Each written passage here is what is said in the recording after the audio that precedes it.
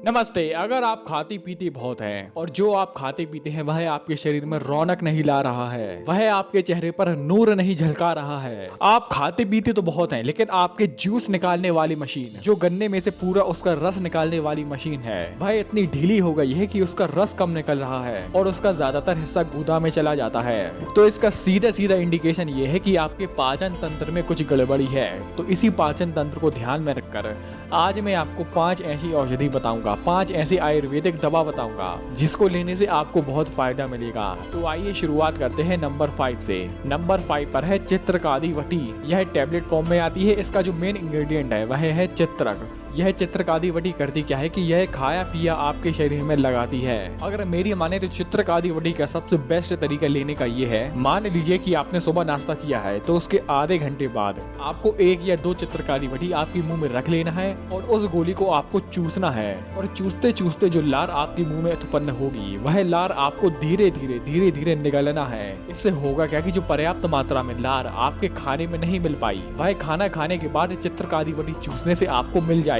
और इसके साथ चित्रकादि वटी भी अपना बेस्ट रिजल्ट दिखाएगी। अब आगे बढ़ते हैं और जानते हैं कुमारी आसप के बारे में। अगर लीवर ढंग से काम नहीं कर रहा है तो भोजन भी नहीं पचेगा। तो लीवर की गड़बड़ी को पटरी पर लाने के लिए कुमारी आसप बहुत फायदेमंद होता है और कुमारी आसप किसी भी आयुर्वेदिक शॉप पर आपको बहुत ही आसानी से उपलब्ध हो जाएगा। अब अगर इसकी मात्रा की बात करें तो आपको करना क्या है कि आपको सुबह सुबह खाना खाने के बाद या नाश्ता करने के बाद और शाम को भोजन करने के आधे घंटे बाद आपको 15 ml बराबर मात्रा में पानी मिलाकर कुमारी आसप का सेवन करना है। यानी कि आपने 15 ml कुमारी आसप लिया है तो 15 ml ही हमें पानी मिलाना है और दोनों को मिक्स करके भोजन करने के आधे घंटे बाद आपको इसका सेवन करना है। अगर आपको भूख नहीं लगती, लीवर गड़बड़ है, पेट में गैस या ब्लोटिंग होती है या हाजमे से जुड़े कोई भी ऐसे रोग हैं, तो कुमारी आसप का सेवन करना बहुत फायदेमंद होता है। अब आगे बढ़ते हैं और जानते हैं तीसरी औषधि के बारे में।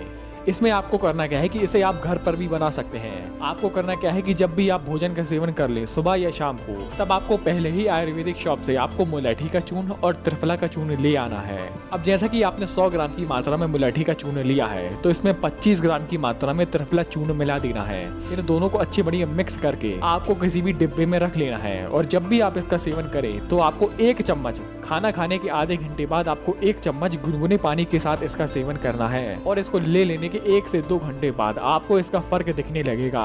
इसको ले लेने के बाद आप देखेंगे कि आपकी जठर अग्नि प्रदीप्त हो गई है, पेट में जो हलचल मच रही थी वह सेट हो गई है। इसको ले लेने के बाद आपके पेट में हल्कापन महसूस होगा। अब ये तो हमने जाना त्रिफला और मुलैठी के बारे में। अब आगे बढ़ते हैं और जानते हैं हिंग वष्टक चूर्ण के बारे में।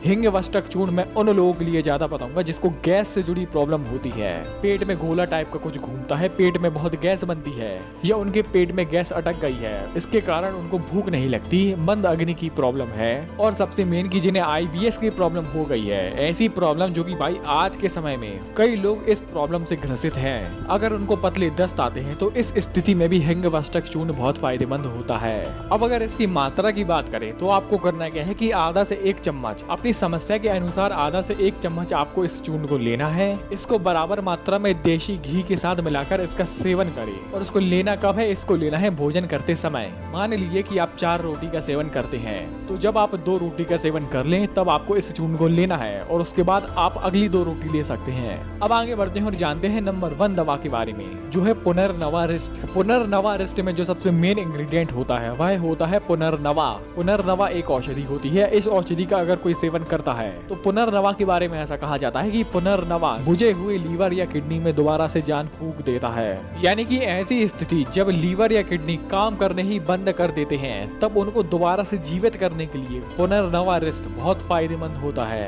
अब अगर पुनर्नवा रिस्ट की अगर डोसेज की बात करें, मतलब हमें कितनी मात्रा में लेना है, अब अगर इसकी मात्रा जाने तो आपको 15 ml पुनर्नवा रिस्ट लेनी है और उसको 15 ml ही पानी में मिक्स करके खाना खाने के आधे घंटे बाद आपको इसका सेवन करना है। यह पुनर्नवा रिस्ट सीरियस से सीरियस डाइजेशन प्रॉब्लम में बहुत कारगर साबित होती है। तो दोस्तों ये तो हमने जाना 5 आयुर्वेदिक दवा के बारे में। इसमें मैं पहले आपको सलाह दूंगा कि आप पहले डॉक्टर से कंसल्ट जरूर करें कि आपको कौन सी आयुर्वेदिक दवा ज्यादा कारगर साबित होगी। आपने वीडियो यहाँ तक देखी, आपका बहुत बहुत आभार, धन्यवाद।